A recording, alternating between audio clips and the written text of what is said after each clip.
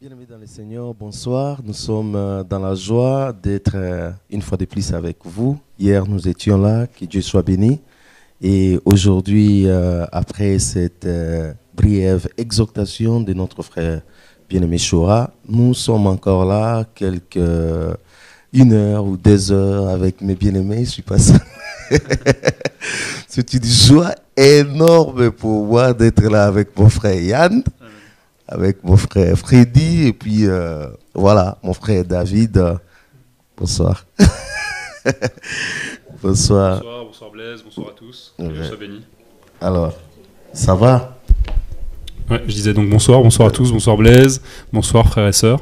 Voilà, c'est ensemble avec eux, nous allons essayer de parler. Je sais que les bien-aimés sont vraiment assoiffés de connaître qu'est-ce qui se passe en Afrique et surtout là où je viens dans notre pays, le Congo. Donc il se passe beaucoup de choses. Je crois que beaucoup de bien-aimés qui nous suivent ce soir pourront être édifiés et peut-être être avertis par rapport à ce qui se passe, frère David. Tout à fait. Donc en fait justement, plusieurs te connaissent, d'autres certainement te connaissent pas encore. Donc il faut savoir le Seigneur t'a mis à Kinshasa, donc au Congo, en Afrique, et donc tu y vis. Et il y a une œuvre que le Seigneur fait à Kinshasa. Et par rapport à ça, justement, on voulait simplement que tu nous fasses un point, nous dire un peu comment ça se passe, quelles sont les oppositions. Déjà, par rapport à quelle doctrine tu rencontres, quelle doctrine fait face justement au message. Et voilà, en avançant comme ça, on aura d'autres questions. Et dans un premier temps, comment se passe l'œuvre là-bas déjà? Que Dieu soit béni. Il faut se dire que l'œuvre de Kinshasa est née au milieu de beaucoup de combats. Des combats parce que je me rappelle quand l'apôtre Chora venait au début, il était en contact avec des pasteurs, il les a partagé la parole. Et la plupart des pasteurs avaient accepté la parole, avaient accepté cette vérité.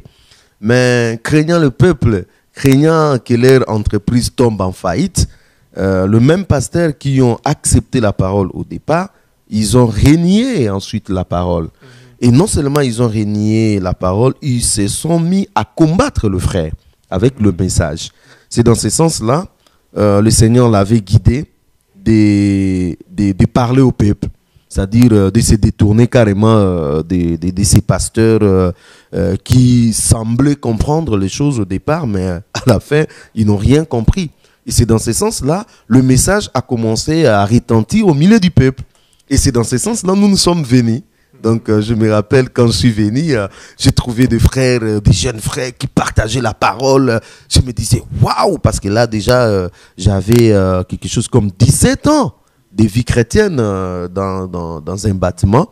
Donc, quand je suis venu, en entendant des jeunes frères qui partageaient la parole de Dieu, j'étais bouleversé. Je me dis, mais Seigneur, comme c'est beau. En fait, c'est ce que nous cherchons, c'est ce que mon cœur cherchait depuis longtemps. Retourner à cette véritable parole. Et j'ai l'opportunité, en fait, de retourner à cette parole. Pour moi, c'était énorme. Et la plupart des frères qui avaient écouté cette parole, ils se sont accrochés à cette parole. Et c'est comme ça que l'œuvre a commencé. Mais aussitôt l'œuvre a commencé, des combats se sont multipliés, se sont succédés. Et comme il n'y avait pas assez de gens matures, parce qu'à ce temps-là, il fallait de temps à autre que la France envoie des missionnaires. Parce qu'il y avait beaucoup de troubles, il y avait, vous voyez, c'est le feu de ces messages, c'est-à-dire ça cognait les uns les autres, ça dénonçait. La France a envoyé de temps à autre des missionnaires. Et jusqu'à ce que les choses se sont stabilisées, le Seigneur a commencé à susciter des personnes, voilà. Nous avons beaucoup de gens que le Seigneur a suscité là-bas, le pasteur Abdon, le frère Eric, Kaïba, nous avons moi, il y a beaucoup d'autres frères qui font, le frère Claude, il y en a beaucoup de frères aujourd'hui à Kinshasa qui ont commencé à travailler et c'est comme ça que l'œuvre a commencé à prendre. Mais le gros des problèmes, c'est que même quand je passe à la télé, que ce soit aussi les autres, parce que c'est pas seulement moi qui passe à la télé, mais les autres aussi passent à la télé, à la chaîne nationale bien sûr. Donc, ce que nous prêchons, les gens ils trouvent c'est la folie. Ça ne va pas. C'est-à-dire, des pasteurs nous posent la question, vous venez d'où vous autres? Vous n'avez pas de diplôme théologique, vous n'avez pas... c'est-à-dire, vous êtes sortis du néant comme ça, vous troublez le peuple. Donc, c'est drôle. Et là, de plus en plus, le Seigneur, quand il a commencé à nous établir, et là, vraiment, la voix prophétique commençait à retentir. Et j'ai commencé vraiment à attaquer ouvertement les 7 doctrines des démons que nous avons à Kinshasa. Ah, d'accord, alors. Ah ben oui. Parle-nous alors justement, quelles sont ces 7 doctrines de démons alors? Bon, nous avons d'abord la doctrine centrée sur la prospérité. Donc ça c'est une doctrine qui est prêchée par un des pionniers des églises des réveils là-bas. Voilà, cette doctrine est centrée tout simplement sur l'argent, sur voilà, vous allez avoir ça, donner ça, et cette doctrine a permis à ce qu'on vende des pochettes, on achète des ceci, cela. En fait, on fait du commerce tout simplement, comme moi. j'ai beaucoup aimé le marchand du temple, quoi. Ça dit, cette doctrine fait asseoir le marchand du temple.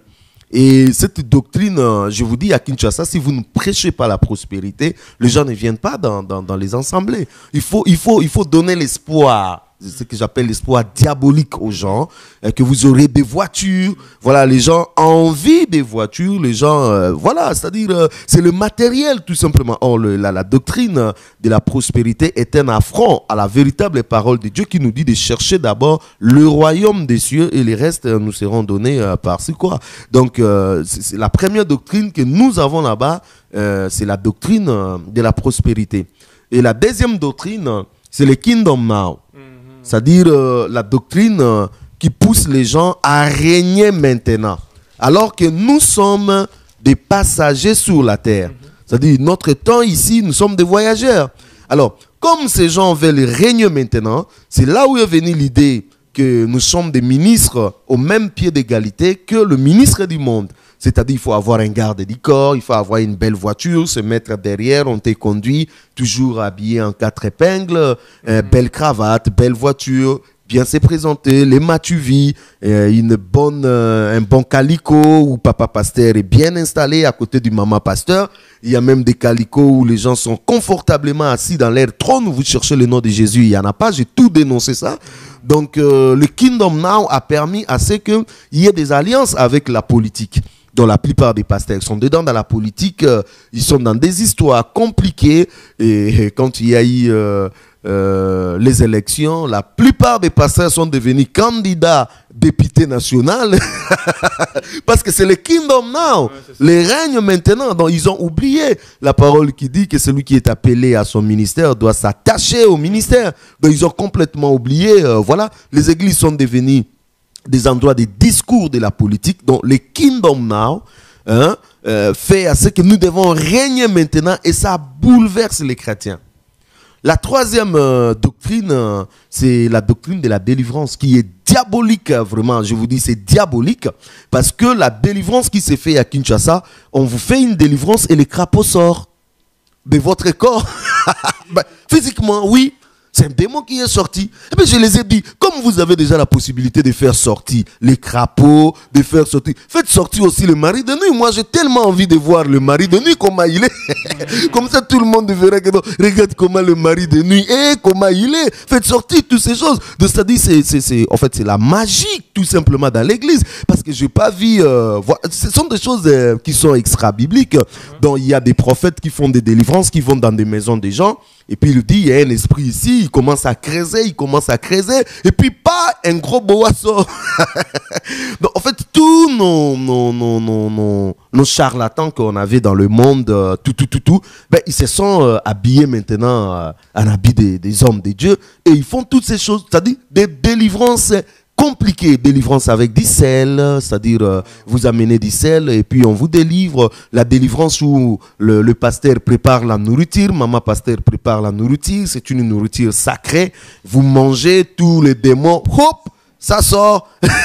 Donc il faut être vraiment à Kinshasa pour bénéficier de telles grâces démoniaques. Donc c'est compliqué, mes bien-aimés. Donc il y a des délivrances des habits. Maman Pasteur, il va en Guangzhou, il va acheter des habits en Chine. Il vient avec ça, il dit, ben voilà... des habits qui délivrent, ainsi de suite. Il y a la délivrance de l'eau, il y a la délivrance des bidons dont il faut acheter. Donc, c'est-à-dire, je suis malade après toutes ces délivrances que je suis en train de voir. Donc, et puis toutes ces... mes frères, toutes ces délivrances, c'est pas gratuite. Hein? Il faut une enveloppe bien secouée. Il y a des assemblées où le pasteur a des fiches. Quand tu viens, il remplit... moi, ce sont des psychiatres, quoi. Dans la délivrance, une doctrine déformée, mal comprise. Et il y a même le pasteur Abdon qui me disait, il a parlé avec une sœur où son pasteur lui a demandé, la sœur avait commis une impudicité, le pasteur lui a demandé une chèvre. Il dit, pour ton cas, il faut une chèvre. Et la sœur devait payer une chèvre. Ça, c'est remettre même en cause l'œuvre de la croix. Vous voyez, donc c'est compliqué. Quatrième doctrine, c'est la doctrine du combat spirituel. Là, je vous dis, c'est grave. Parce que cette doctrine, en réalité, crée la peur dans le chrétien. Ça lui enlève l'assurance du salut. Cette doctrine, en fait, nous met dans un climat d'insécurité, oubliant que Jésus-Christ nous a donné la victoire et nous sommes assis dans sa victoire. Et cette doctrine divise des familles.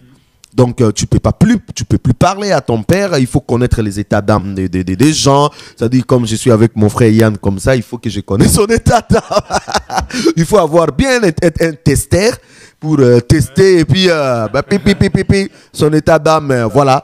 Donc, quelqu'un vient chez toi, tu peux pas le recevoir, tu peux pas lui donner à boire, tu peux pas. C'est-à-dire, une doctrine démoniaquement satanique. Donc, c'est bizarre. Un combat où, voilà, un chamiol, tu dois chasser des démons, un chien à bois, tu dois chasser des démons, quelque chose d'anormal, il faut. C'est-à-dire, c'est une doctrine qui a sémé le chaos, qui a enlevé l'amour entre les chrétiens. Et je vous dis que le promoteur de cette doctrine, l'argent, ça rapporte énormément. Ça rapporte énormément. Donc, c'est bizarre. Donc là, ce sont des doctrines... qui sont confortablement assis depuis des temps, que nous sommes en train de casser.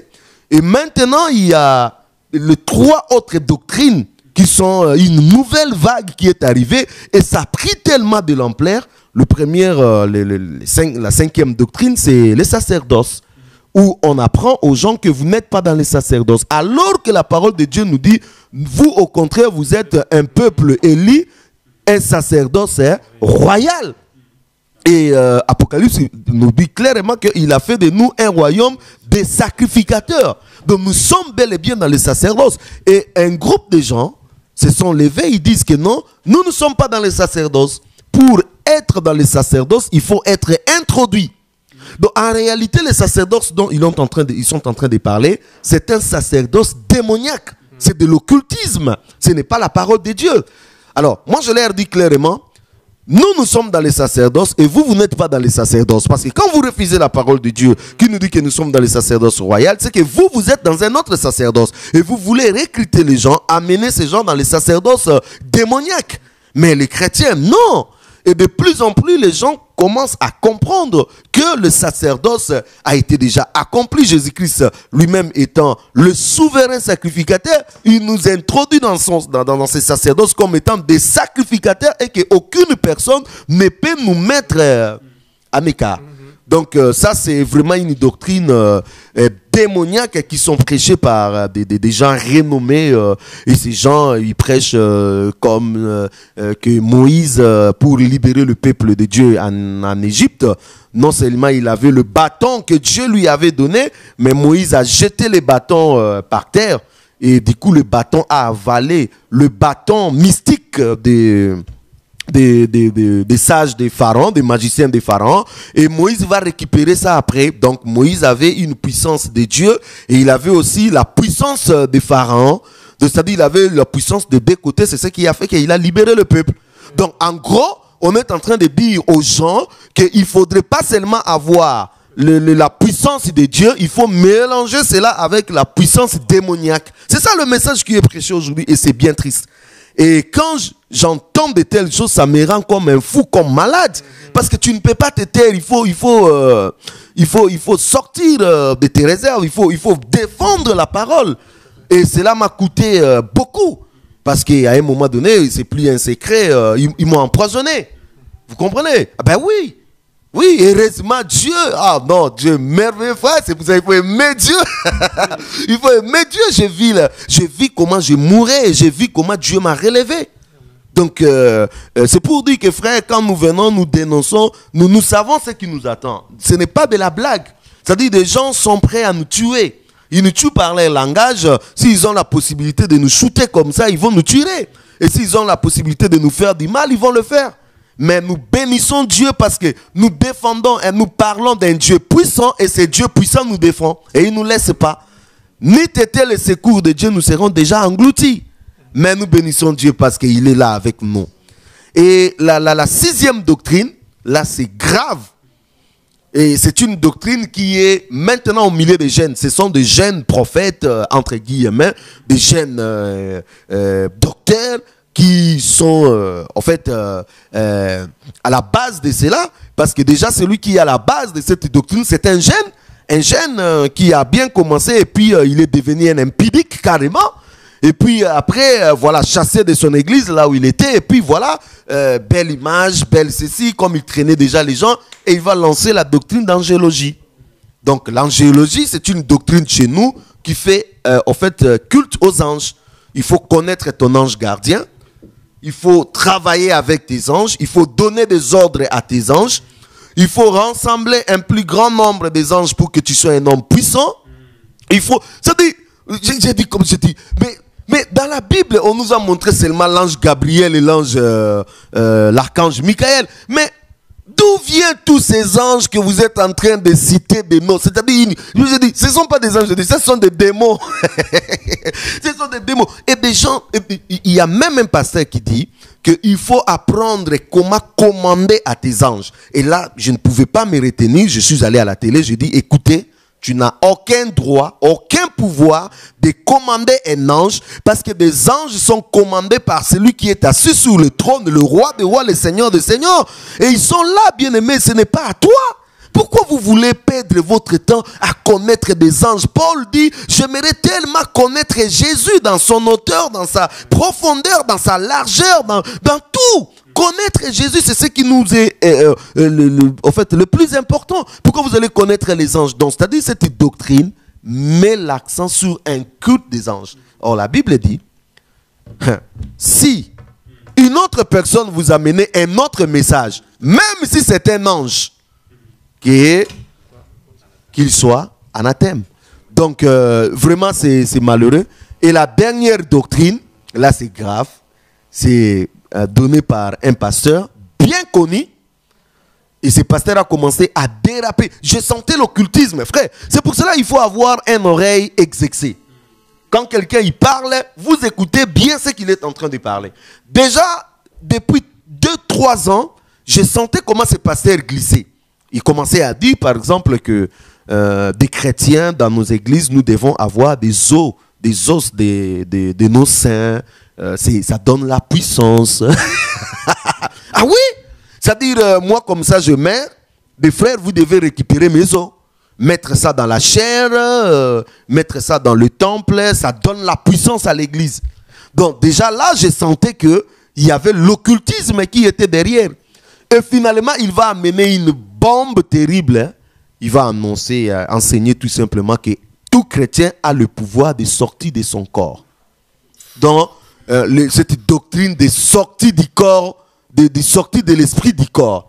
Et ils se sont appuyés par des exemples comme Élisée qui dit à Géasi, quand tu étais avec Naaman, mon esprit n'était pas loin de toi, ainsi de suite. Donc, ça dit une confusion totale. Donc, ça dit, tu dis comme ça, tu dis, qu'est-ce qui arrive finalement aux gens? Vous tirez ces choses dans quelle écriture? C'est quoi ce que vous amenez? Eh bien, les gens accourent, et à un moment donné, je vous dis, c'est comme une bombe tout le monde, à force qu'on est en train de parler, j'ai béni Dieu. Quand je suis, avant de venir, j'ai suivi un pasteur qui est aussi dans le système, mais qui a fait un revirement total, qui a commencé à dénoncer ces gens. J'ai dit merci Seigneur, parce qu'il réveille les esprits. Il faut qu'on parle, parce que si on ne parle pas, il n'y aura pas l'Europe pour le peuple. Il faut qu'il y ait des gens qui prennent les risques, qui parlent. Sinon, le peuple est dans la perdition totale. Et là, je vous dis, toute la ville, ces réveils maintenant commencent à dénoncer les pasteurs là. Et cette fois-ci, il a dit non, il est allé à la prière, il a changé le message, ainsi de suite. Donc voilà au moins cette grande doctrine que nous sommes en train de faire face avec à Kinshasa. Mais Dieu nous donne la victoire parce que le peuple connaîtra la parole véritable. C'est un peu ça. Donc, à travers cette porte qui a été ouverte par le Seigneur au niveau de la télé, ça, le message permet de toucher niveau national. Oui. D'accord. Et donc, tu m'avais parlé aussi que du coup, même des pasteurs, un bon nombre de pasteurs sont touchés et ont assisté à plusieurs réunions. Ouais. Donc la télé que nous avons, ça permet non seulement que nous puissions annoncer la parole de Dieu à Kinshasa, parce que Kinshasa et Brazzaville, c'est deux capitales le plus proches. Donc les gens de Brazzaville, ils écoutent du coup le message. Et au fur et à mesure, on commençait à dénoncer les mauvaises pratiques qui se faisaient. Les gens commençaient vraiment à s'identifier à nous. Nous avons vu un engouement pendant nos émissions. Les gens vraiment avaient faim et soif de la parole. Et depuis le mois de mars, le Seigneur m'avait mis à cœur que nous puissions parler aux pasteurs. Vous savez, Dieu est compliqué dans sa façon d'agir. C'est-à-dire, ces pasteurs, on a parlé, ils ont rejeté. Nous sommes allés au peuple, nous avons annoncé la parole.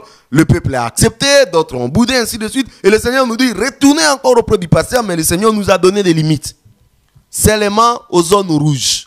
La zone rouge, c'est en fait les Kin Est. Le Seigneur nous dit de ne pas sortir des Kin Est. Donc, nous sommes cantonnés dans toutes ces réunions seulement au niveau de Kin Est.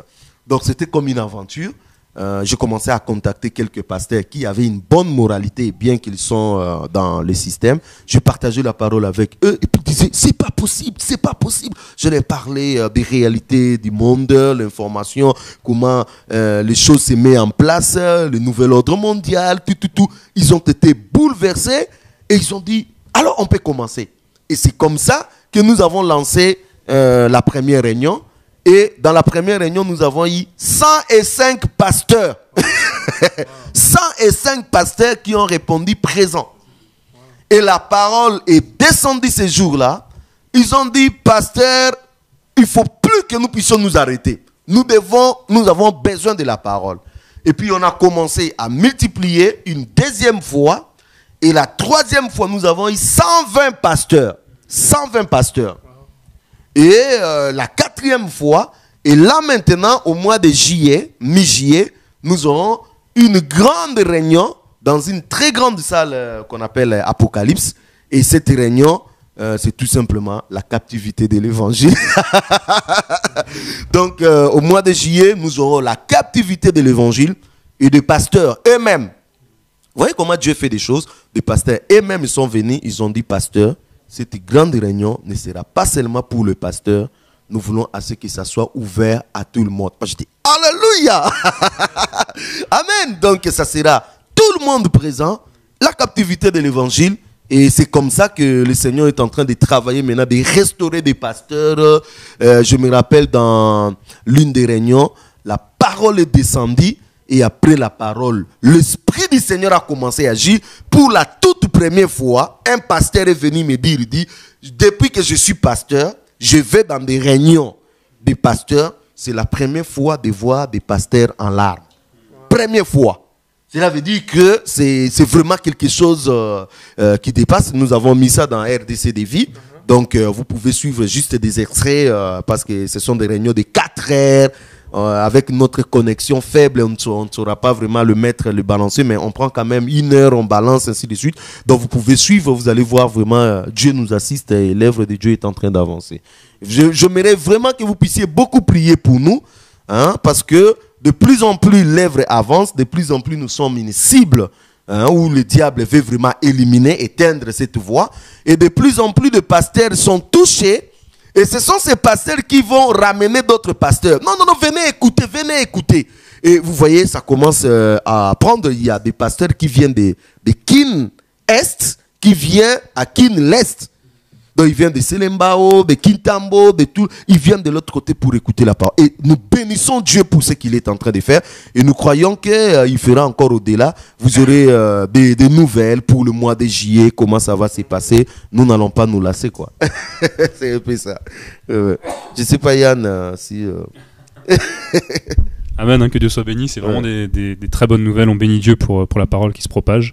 Et on salue aussi nos frères là-bas, hein, qui tiennent ferme, Eric et Kaïba, tous les frères. Je suis parti en 2010, c'est là-bas qu'on s'est rencontrés la première fois, et je bénis Dieu en tout cas pour tous les frères et sœurs qui s'accrochent, et ce message qui se propage, notamment à Kinshasa. Et puis vous allez aller aussi dans l'est du pays, là c'est l'est de Kin, mais ça va être aussi l'est du pays, où il y a beaucoup de problèmes aussi, c'est pas évident, avec la guerre là-bas, je bénis Dieu en tout cas. Amen. Frère Freddy, c'est dur, hein?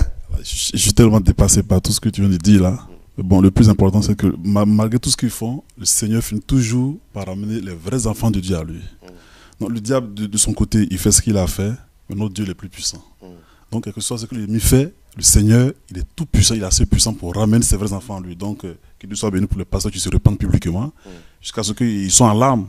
Donc, je pense que Dieu a l'œuvre, il faut continuer dans la prière, il faut s'accrocher, il faut vraiment y aller à fond par l'Esprit de Dieu, puis Dieu fera ce qu'il a fait. Amen. Donc, vraiment, nous saluons tous les frères de King, et que vraiment Dieu soit avec eux et qu'il les fortifie. Amen, amen.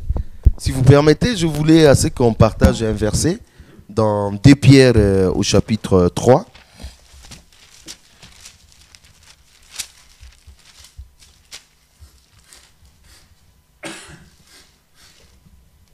Alors, j'aimerais encourager tous ceux qui nous suivent aujourd'hui, parce que, en fait, je suis rassuré et aussi convaincu totalement dans mon cœur que nous sommes en train de traverser les derniers temps. C'est un virage à ne pas rater. Et comme nous avons suivi le samedi, beaucoup de chrétiens vont rater l'enlèvement parce qu'ils sont tout simplement dans la distraction. Et en tant qu'enfants de Dieu, nous devons comprendre, et nous ne devons pas perdre ça dans nos esprits, que l'enlèvement c'est pour bientôt. Si un enfant de Dieu, il perd la pensée que l'enlèvement c'est pour bientôt, eh bien c'est déjà un enfant de Dieu qui a plus de probabilité de rester. Mais celui qui garde dans son esprit que l'enlèvement c'est pour bientôt, il va même veiller sur sa façon de marcher. Avoir toujours la crainte de Dieu, la haine du péché, la soif de la parole de Dieu et le goût de bâtir une intimité avec Dieu. Mais dès que la pensée de l'enlèvement n'est plus avec la personne, eh bien, c'est le kingdom now, c'est la prospérité, c'est réunion maintenant. En fait, c'est toutes ces doctrines démoniaques qui prendra la place dans son cœur. Je suis convaincu que peut-être la plupart d'entre nous seront enlevés. Donc c'est incroyable. Bien aimé, vous savez que si l'enlèvement ça s'est passé aujourd'hui, cela veut dire que nous ne connaîtrons pas la mort. Nous sommes la génération exemptée de la mort. Parce que la Bible dit au son de la trompette, à la voix d'un archange, notre corps à nous sera tout simplement transformé pour revêtir un corps de gloire. Donc il y a une génération qui portera un corps de gloire. Et nous devons nous réjouir, bien-aimés, lorsque nous voyons tous ces troubles aujourd'hui, lorsque nous voyons tous ces désordres, nous devons nous réjouir de ce que nous sommes probablement cette génération où Paul a vu. Nous sommes probablement cette génération où les prophètes ont vu les corps changer, monter au ciel. Quel bonheur pour nous si cela arrivait à notre temps. Bien-aimés, ne ratez pas l'enlèvement. Ça, c'est la chose à ne pas rater. Même si vous chantez, même si vous prêchez, ce n'est pas ce qui est le plus important. Le plus important, bâtir la relation avec Dieu et partir. Parce que là au ciel, il n'y a plus la prédication.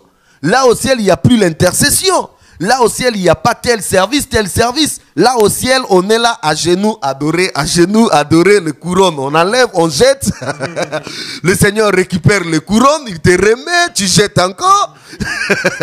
C'est merveilleux. Ça, c'est ce que nous allons faire au ciel pendant, pendant toute une éternité.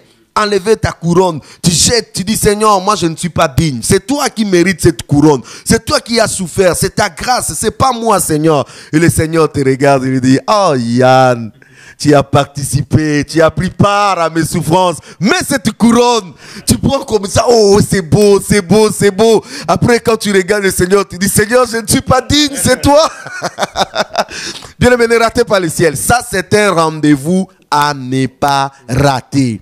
C'est pour cela quand quelqu'un commence à être habité par la pensée du ciel, il n'a plus le temps d'aller dans la masturbation, il n'a plus le temps d'aller dans les calomnies, il n'a plus le temps d'aller dans les racismes, il n'a plus le temps d'aller dans toutes ces choses. Il se prépare, il se sanctifie chaque jour. Il dit Seigneur, j'aimerais être prêt. Oh my God. Que Dieu nous aide. Alors, Pierre dit au verset 3, de Pierre chapitre 3, le verset 1, voici déjà, bien-aimés, la seconde lettre que je vous écris. Dans l'une et l'autre, je cherche à éveiller par des avertissements votre sainte intelligence. Cela veut dire, par la parole, des gens peuvent être même avertis et que leurs esprits soient aussi réveillés. C'est pour cela qu'il faut qu'il y ait un groupe de gens, il faut qu'il y ait des gens qui parlent dans toute la vérité.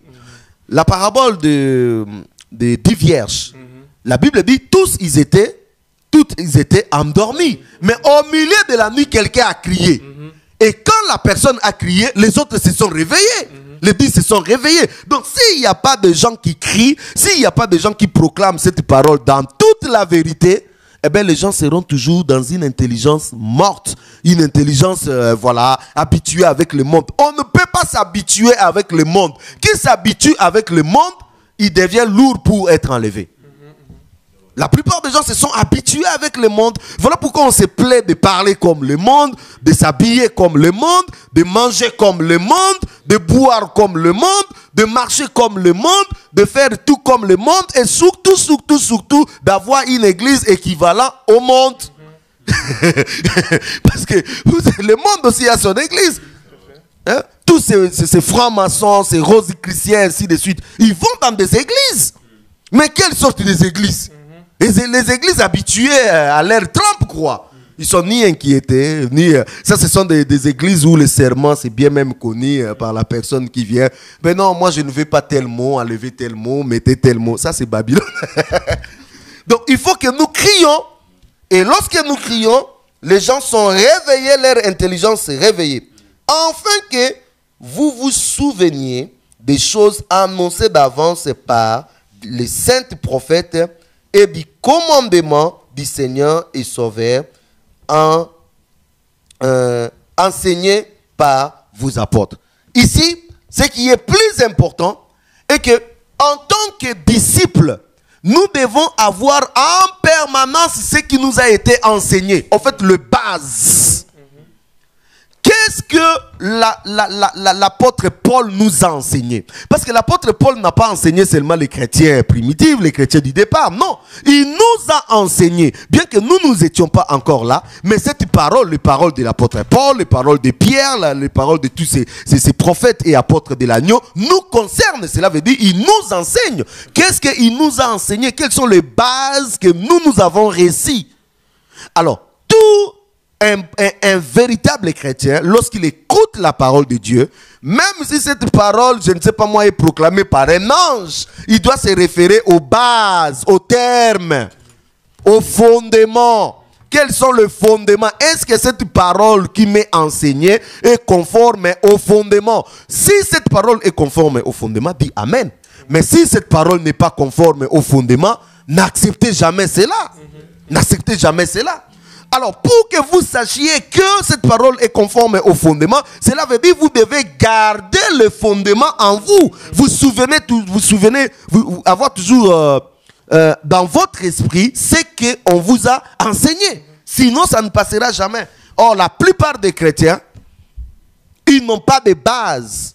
Même les petites notions, le salut, la rédemption, oh non, ça ce sont des petites choses. Mais dès que tu lui partages sur ça, non. Et là, dans la plupart des églises, on ne prêche plus ça. Chez nous, pour qu'on te reconnaisse être un grand prédicateur, il faut prêcher des choses mystiques, compliquées. Dans l'astrologie biblique, dans la chiffrologie biblique, c'est-à-dire des choses... dernièrement, il y a eu une conférence où un prédicateur il était en train de prêcher sur les arbres, la signification des arbres. Mais je vous dis, c'était terrible. Il a parlé des histoires incroyables. Mais mon ami, tu as trouvé tout ça où? Les gens se permettent d'aller au-delà de ce qui est écrit. Et il y a même une personne qui a dit, au-delà de l'inspiration, le Seigneur peut te révéler la révélation qui va au-delà de la parole de Dieu. Je dis non. Ça, c'est canon et complet.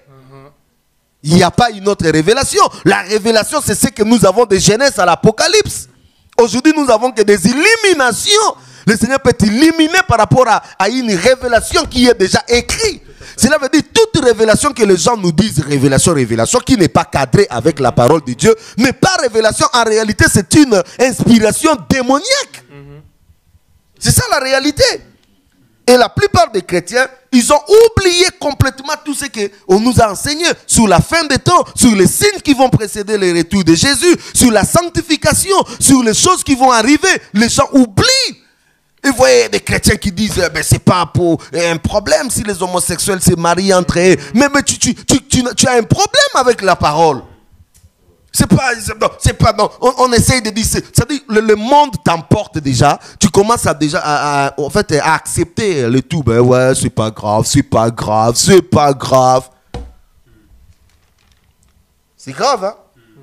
Au verset 3, il dit, sachez avant tout que dans les derniers jours, hier nous avons parlé des derniers jours, il viendra des moqueurs avec les railleries et marchant selon leur propre convoitise des moqueurs.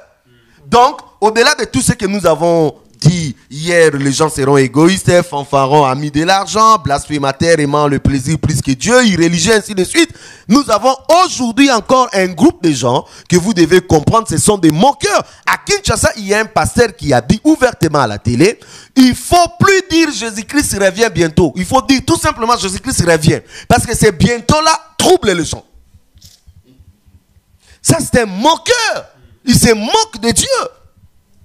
Il y a des gens qui nous disent tout simplement que, en fait, il n'y aura pas l'enlèvement.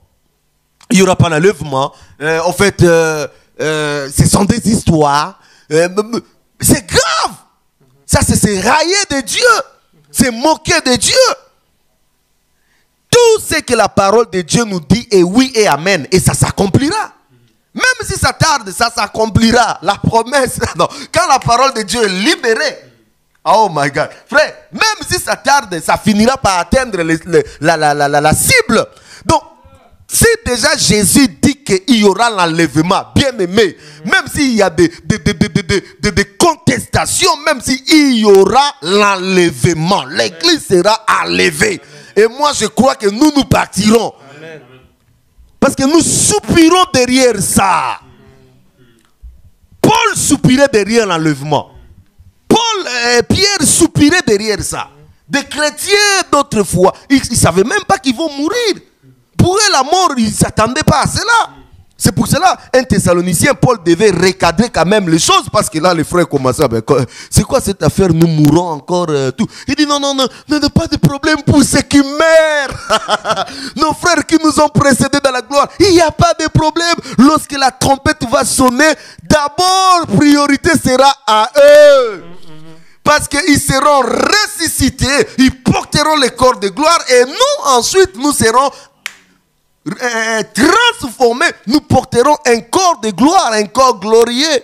Frère, nous brillerons comme les étoiles. Alléluia. Amen. Même si aujourd'hui les gens se moquent de toi, tu n'as pas des habits, se moquent de toi, tu es dans la galère, les gens se moquent de toi, tu es ceci, cela. Bien aimé, il faut dire à ceux qui se moquent de toi, moquez-vous de moi aujourd'hui, mais demain, nous descendrons pour régner. Voilà pourquoi je dis à tous ceux qui, nous allons régner maintenant. Vous allez régner avec les occultistes, avec les Illuminati, vous allez régner avec eux pour produire quoi? Une bombe. Nous n'allons pas régner maintenant. Nous régnerons lorsque Yoshua Mashiach prendra possession. Et là, nous serons avec lui. Nous descendrons dans des chevals blancs. Oh my God, frère, ce jour-là, ça sera terrible. Nous devons aimer la parole, frère. C'est pour cela, un chrétien, un enfant de Dieu qui connaît ces choses, il ne cède pas. Nous ne sommes pas de ceux qui renient la foi, ni de ceux qui se détournent de ceux qu'ils ont prêché hier. Nous ne sommes pas de ceux qui se corrompent. Nous sommes de ceux qui tiennent, nous disons Seigneur, jusqu'au bout. Amen. Les jusqu'au-boutistes. Nous arrivons, ah ben oui, les jusqu'au-boutistes, nous arriverons, même message. La dîme n'est plus d'actualité, même message. La gratuité de la parole, même message vrai. Jusqu'à ce que Jésus nous trouvera. Eh ben oui, frère. Parce que là, c'est grave, quoi. Au verset 4, il dit, ils disent, où est la promesse de son avènement? Car depuis que le Père sont morts, tout demeure comme dès le commencement de la création. Ils veulent ignorer en effet que des cieux existent autrefois par la parole de Dieu, ainsi qu'une terre tirée des eaux et formée au moyen de l'eau, et que par ces choses, le monde d'alors périt, submergé par l'eau. Mais par la même parole, les cieux et la terre d'à présent sont gardés et réservés pour le feu, pour le jour du jugement et de la ruine de l'homme impie, des hommes impies. Mais il y a une chose bien aimée que vous ne devez pas ignorer, c'est que devant le Seigneur, un jour est comme 1000 ans et 1000 ans sont comme un jour. Le Seigneur ne tarde pas dans l'accomplissement de la promesse comme quelques-uns le croient. Mais il use de patience envers vous, ne voulant pas qu'aucun périsse, mais voulant que tous arrivent à la repentance. Voilà la raison pour laquelle le Seigneur a retardé un tout petit peu son arrivée. Amen. Pour que moi je sois sauvé. Le Seigneur, oh my God, il a eu patience de moi. Quand je traînais encore dans le mal, je traînais encore dans ces choses, le Seigneur a eu patience de moi. Amen. Il dit non, non, non, non, pas d'enlèvement tant que Blaise n'est pas encore entré dans la barque. Amen. Pas d'enlèvement tant que David n'est pas encore entré dans la barque. Il a regardé Freddy, il dit bon, je retarde encore. Freddy entre. Il dit Yann, change, change, change, je t'appelle. Yann tâtonne encore, il marque encore le pas. Il dit non, non, non, à ce stade, si je viens, Yann accroché de deux côtés, il va rester. Laissez Yann encore avancer. Et Yann est là, le Seigneur dit maintenant je peux venir. Dieu est bon, frère. Alors si tu n'as pas la pensée de Dieu, tu vas croire comme si c'est une promesse qui tarde, comme si c'est une promesse, Frère, même si aujourd'hui je mourrais, pour moi c'est une belle aventure, pour moi c'est déjà mission accomplie, parce que je sais que je ressusciterai. Amen. Pour moi je sais que non, le Seigneur a eu encore la patience peut-être pour mon père, pour ma mère, pour mon oncle, pour ceci, cela, pour cette personne-là. Le Seigneur a eu de la patience. Bien aimé, Pierre, il dit, hein, écoutez, un jour là devant Dieu, c'est comme 1000 ans. Comme 1000 ans, c'est comme un jour.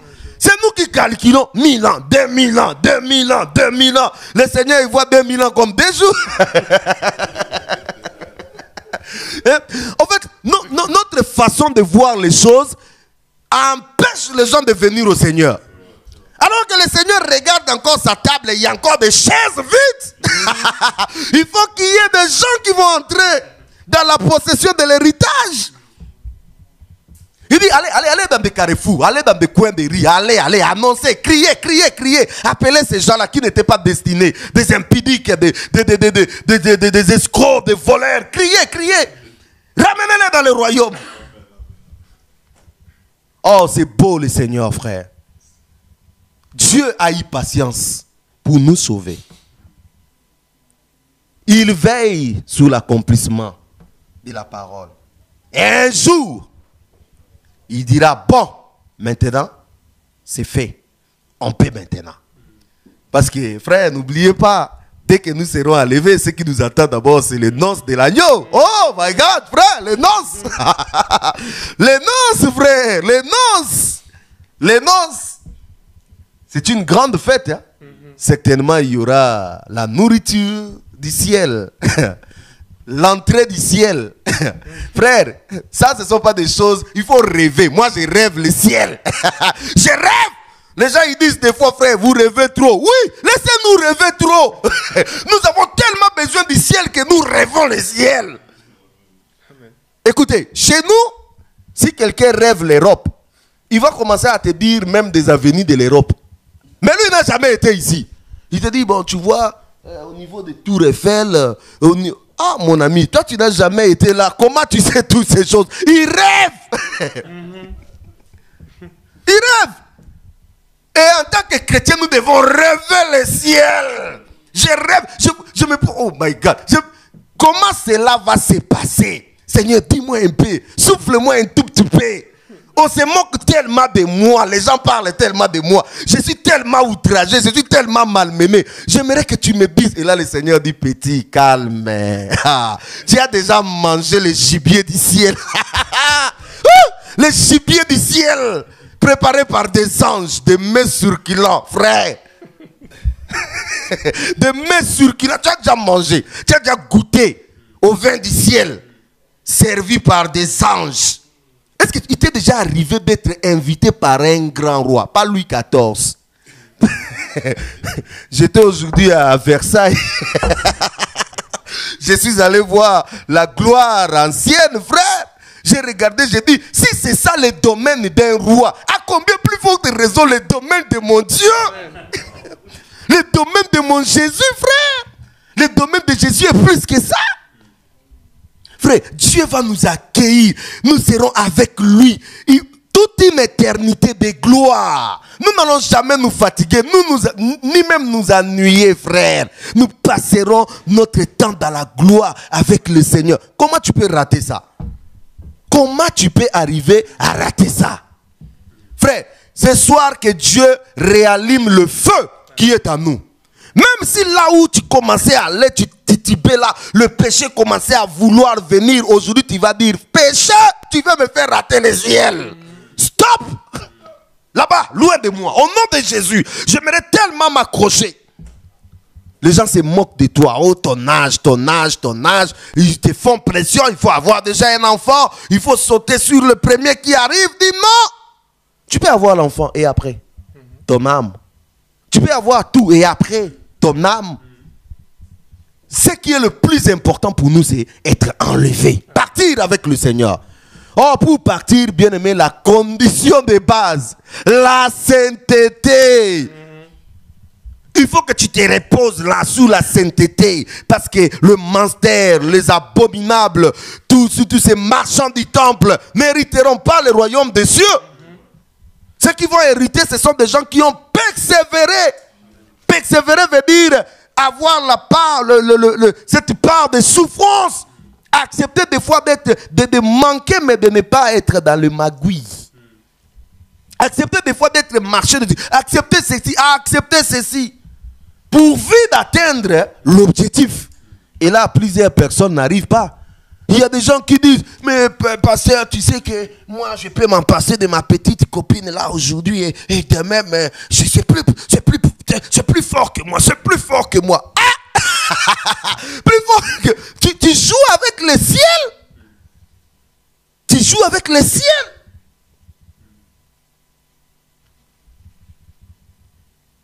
Je me rappelle d'un homme. Oh, c'était un grand moqueur. Quand je prêchais la parole de Dieu, il y a de cela, je crois, 12 ans en arrière, on prêchait ces papas-là.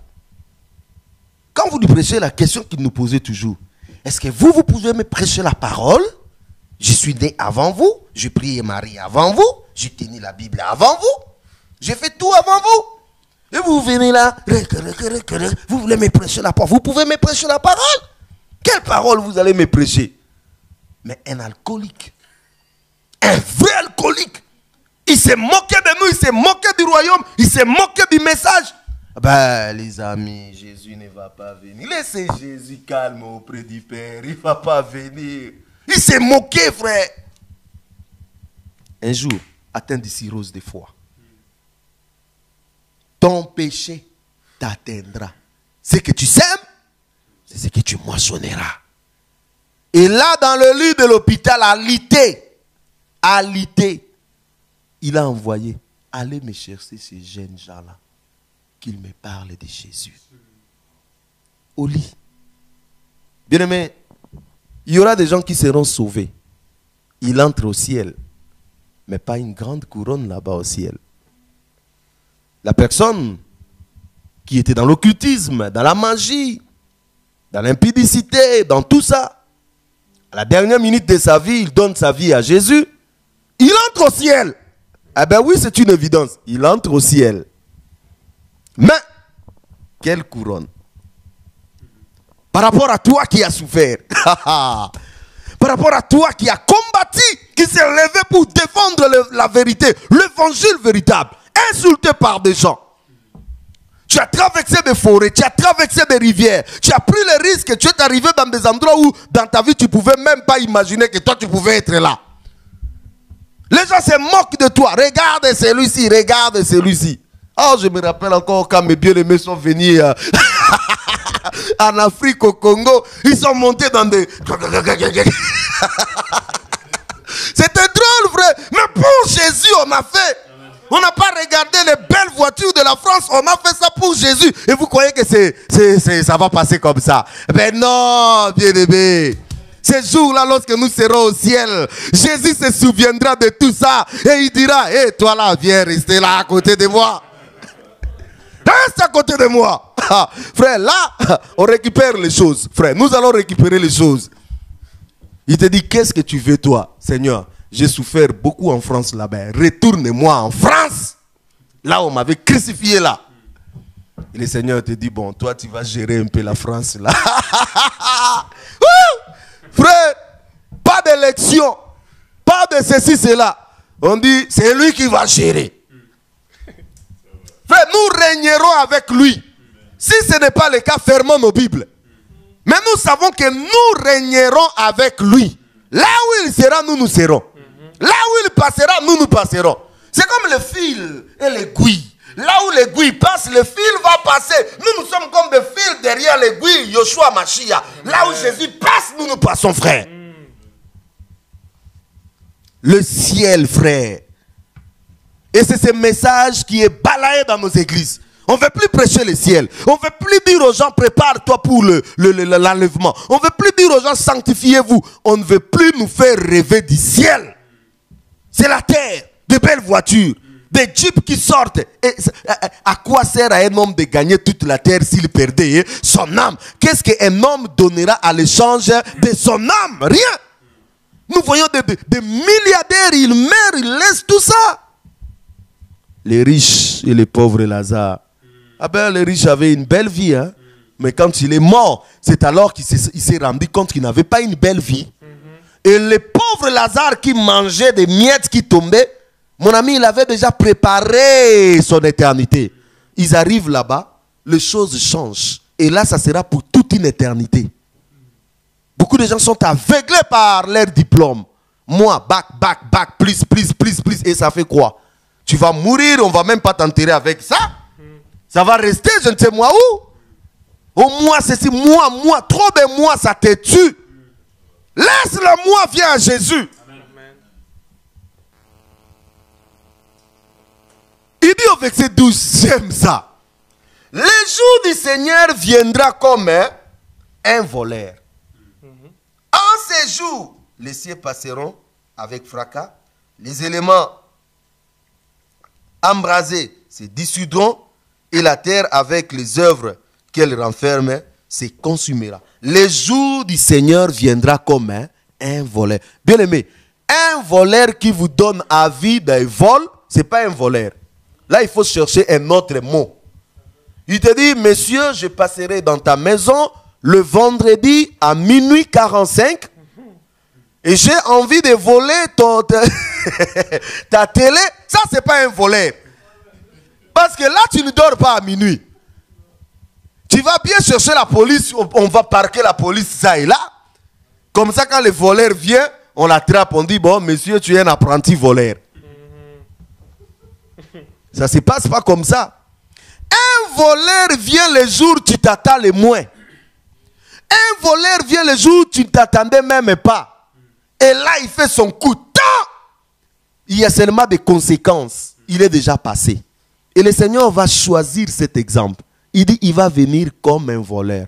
C'est-à-dire à un jour où les gens peut-être trouveront c'est une journée banale, c'est une journée ordinaire, c'est une journée comme toutes les journées, peut-être du soleil, peut-être ça sera la nuit quand on est en train de dormir. J'aimerais tellement que Jésus vienne le dimanche pendant le culte.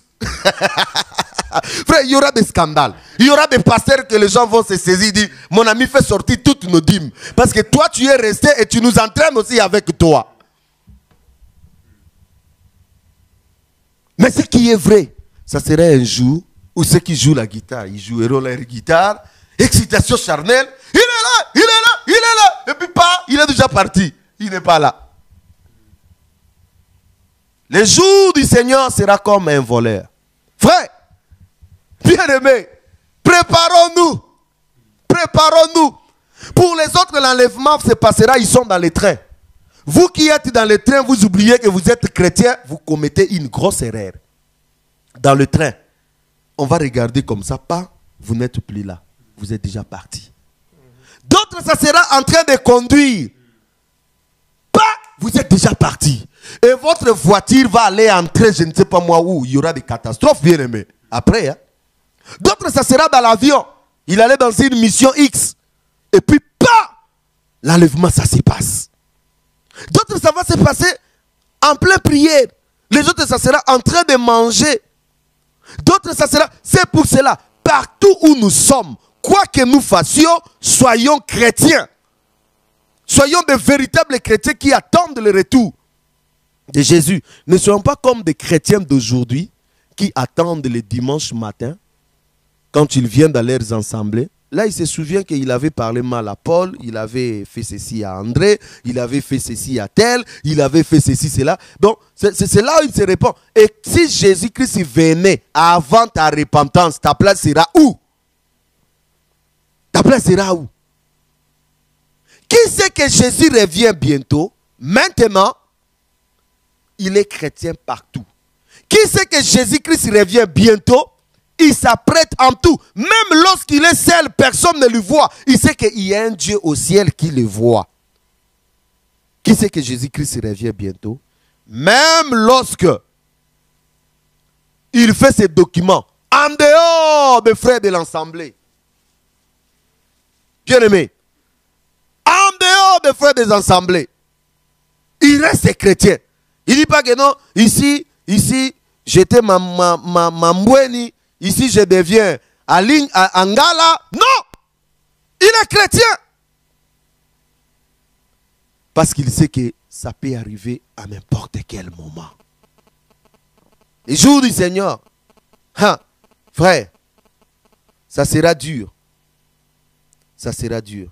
Alors, la grosse question que nous avons, quelle sera notre position quand le Seigneur reviendra? Quelle sera notre position? Est-ce que nous serons enlevés avec lui? Est-ce que nous resterons? Frère, pense-toi un peu. Il y a des temps où tu dois vraiment s'asseoir. Tu te poses vraiment la question, est-ce que moi, par rapport à la vie que je mène, je serai enlevé? Vous savez que ce n'est pas à moi de dire que tel ne sera enlevé, tel ne sera pas enlevé. Non, ta propre conscience peut déjà te dire que non, toi là, si Jésus revient là, tu dois partir. Toi là, tu vas partir. Et puis ta propre conscience peut te dire aussi, toi là, tel que tu mènes ta vie là, tu ne vas pas partir. Le mensonge, tu es là, tu crées toujours des troubles. Tu crois que tu vas partir? Ben non. Tu es même dans le vol, constamment dans le vol. La télé que tu as à la maison là, peut-être tu as acheté avec l'argent du vol. Bien mais il faut prendre ça, aller jeter. Ah ben oui frère. Il y a des choses quand tu regardes comme ça toi-même, tu dis non, ça va me faire rater le royaume. Tu as encore la petite fille qui tourne tout autour de toi là, et puis tu ne sais même pas dire que non, je ne veux pas. Tu es en train de t'accrocher et tu crois que tu seras enlevé. Non frère, il faut d'abord mettre fin à cela. Mettez fin à cela. Nous devons nous repentir, bien-aimés, de tout ce qui nous empêche, de tous les pesanteurs qui nous retiennent. Beaucoup de gens, c'est comme un homme disait, le jour de l'enlèvement, ça sera, tu veux prendre un départ comme ça, tu sens un lien. Mensonge, je te dis, monsieur, tu n'avais pas fini avec moi. Tu n'as pas fini avec moi. Tu vois comme... Toi, la femme d'autrui là, tu n'es pas parti demander pardon à son mari, tu as pris la femme d'autrui. Tu veux partir comme ça, toi tu as volé, tu as sauté les trains là. Qu'est-ce que vous appelez là, hein? De vos barrières là. Un chrétien, il vient là, il saute. Quoi? Et imaginez-vous, il y avait un frère qui était là, il regarde, il dit, notre frère, il saute. Et ce sont ces petites choses comme ça qui montrent qu'on a un problème. On n'est pas honnête. On est malhonnête. Alors, examinons-nous nous-mêmes. Avant que les autres parlent. Ah oui, examinons-nous nous-mêmes. On peut être bien en veste et cravate blanche, mais ce n'est pas une garantie qu'on sera enlevé. Ça, c'est la sainteté des hommes. Ils auront l'apparence de la piété. On peut même amener une grosse croix. On peut même traîner une grosse croix derrière soi. Ce vendredi saint là, on porte une grosse croix, on pleure. Comme chez nous, je vois des mamans, ça porte la croix, ça pleure. Ah, Jésus. Bien, mais tu peux pleurer Jésus comme ça, mais tu ne seras pas enlevé. Jésus, ce qu'il a besoin, c'est un cœur qui a fait un métanoïa, une repentance, changement de direction. C'est ce que Jésus fait. Un cœur qui est sincère à lui. Et ce sont ces gens comme ça que Jésus vient chercher. Alors, posons-nous cette question. Est-ce que nous sommes prêts? Nous chantons, viens Jésus, mais est-ce que nous sommes prêts? Et c'est malheureux. Vous chantez Jésus vient, mais vous ne vivez pas Jésus vient. C'est ce qui se passe aujourd'hui. Nous chantons Jésus vient, mais nous ne vivons pas Jésus vient. Essayez seulement de prendre 500 €, dis au frère, garde-moi, fais pour moi des cours, ceci, cela, et vous allez voir qui est la personne. Même pas beaucoup, hein. On ne sait même pas venir dire que non, ça c'est resté, prenez, c'est... Non! La vraie nature de l'homme sort. Waouh! Il faut voir comment les gens tremblent devant l'argent. On est encore possédé par maman. Comment on sera enlevé? Point d'interrogation. Il vient comme un voleur. Frère, cela veut dire qu'il faut vivre la sanctification. Qui dit la sanctification égale souffrance. Qui dit la souffrance égale persévérance. Parce que tu peux souffrir aujourd'hui.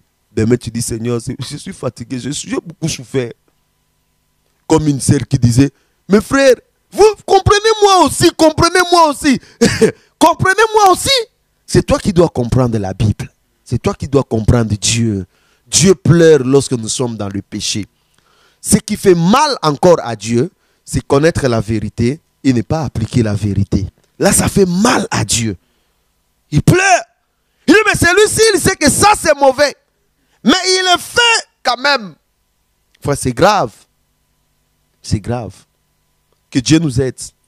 Que chacun de nous puisse réellement se poser la question, où est-ce que je suis aujourd'hui par rapport à l'enlèvement? La grande fête, c'est bientôt. Mais est-ce que je suis prêt de partir? Est-ce que je suis prêt?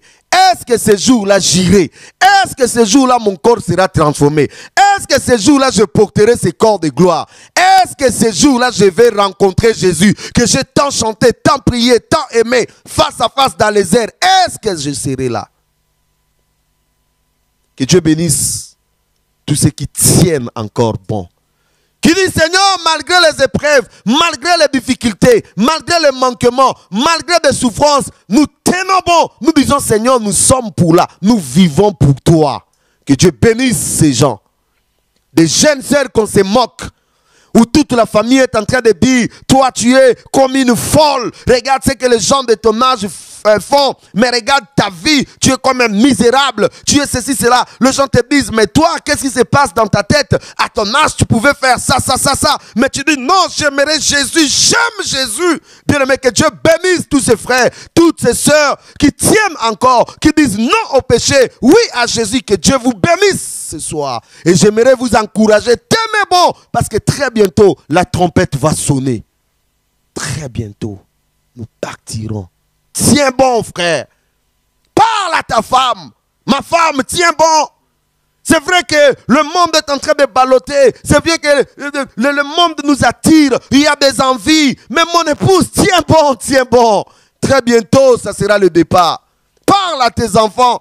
T'aimes bon. Il nous reste que peu de temps. Nous avons déjà fait un grand chemin, un long chemin. Là, nous sommes vraiment à la porte. Tiens bon. C'est comme une course. Quelqu'un a déjà fait, je ne sais pas moi, 39 km et il lui reste seulement 1 km pour les 40 km. Là, tout le monde se lève pour lui dire, tiens bon, go, go, go, go, go. Frère, cette parole d'aujourd'hui, c'est comme des cris qui montent pour te dire, tiens bon, avance encore, cours, ne te fatigue pas, allez, André, allez, Jeanne, André, Marie, allez-y, tiens. Et là, quand tu atteindras la ligne, ta couronne t'attend.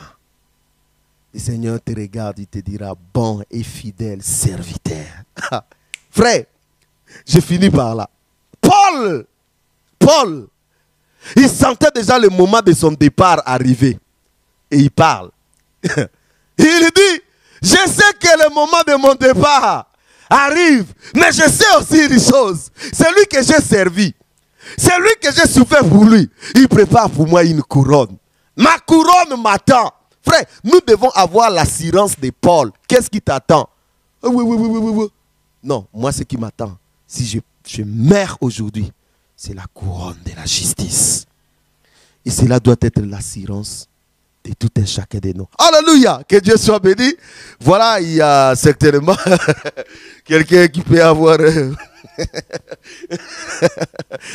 que Dieu soit vraiment béni, que Dieu soit béni pour ces instants. Je bénis le Seigneur pour vous tous qui avez suivi ces partages à la maison. Nous voulons vraiment vous bénir, vous demander de tenir bon. Le Seigneur Jésus-Christ revient bientôt. Tenez bon. Ne suivez pas des moqueurs, ne suivez pas de ceux qui sèment les troubles. Sortez des calomnies, sortez des mensonges, sortez de toutes ces saletés. Soyons propres devant le Seigneur. Sanctifions-nous. Soyons des gens dont dans leur pensée, il n'y a qu'une chose. Il revient bientôt. Que Dieu vous bénisse. Nous voulons prier. Nous voulons prier. Voilà. Nous recommander tous entre les mains du Seigneur. Priez aussi pour nous. À Kinshasa, ça chauffe énormément. Mais nous avons besoin de vos prières. Pensez à tous les bien-aimés qui sont loin, qui continuent à annoncer cette parole. Voilà. Nous sommes maltraités, injuriés, mais on est là. On continue. Voilà. Nous sommes là. Et nous n'allons pas nous taire, ni changer la vérité. Nous sommes des jusqu'au-boutistes. Que Dieu vous bénisse. On va prier. Merci Seigneur Dieu pour ce merveilleux moment. Tu as permis que nous puissions partager ta parole. Je bénis ton nom, notre Dieu. Tu es merveilleux. Jésus, tu es merveilleux. Jésus, tu es merveilleux. Ce soir, tu viens encore réveiller notre intelligence. Ce soir, tu viens encore, ô Dieu de gloire, nous dire que l'enlèvement, c'est pour bientôt. Ce soir, Dieu de gloire, tu viens encore nous dire de nous sanctifier, de rester dans ton intimité. Ce soir, tu viens encore nous dire que nous sommes, ô Dieu de gloire, près de la rive, près de la ligne d'arrivée, Seigneur. Merci, Seigneur. Garde mon frère. Donne la haine du péché. Donne la soif de ta parole. Donne la crainte de ton nom. Seigneur, fortifie nos esprits.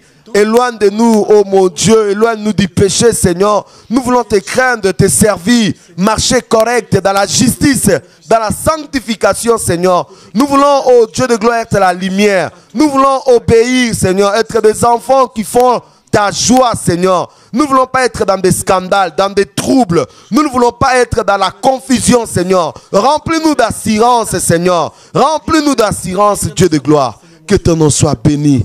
Que ton nom soit béni. Bénis mes frères.